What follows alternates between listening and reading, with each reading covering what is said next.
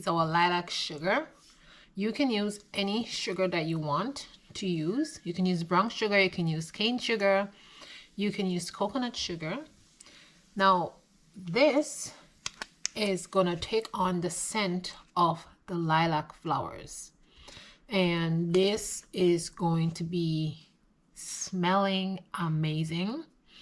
You can do it a second time, leave this for a week, and if it's not too strong, get some more lilac flowers and do the same thing over again, and it's just gonna make the sugar stronger. But I have a lot of lilac in here and it should do the trick. It should be very strong and very potent. And you can leave the lilac petals inside, or you can take it out once it's infused, but I usually leave mine in.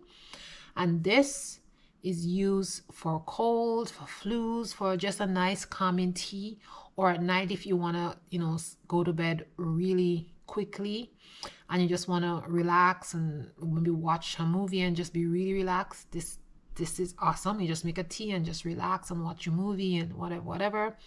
Or if you're very tired and you just want something calming that's gonna send you off to sleep, very quickly, this is good for it. So again, you just brew a tea with this with hot water, put a little bit of sugar with the leaves in it, and yeah, that should send you off to sleep because this is a mild sedative. So yeah, so I just wanted to come here and show you guys what I am doing with the lilac flowers, and I'm doing many other things with them. I'm making oils and I'm making creams and I'm making lilac deodorant and waters and hydrosol and different things with them because I have lots of lilac. But this is a very simple and easy one, and this is really good for health benefits, like for cold and flus, like I said.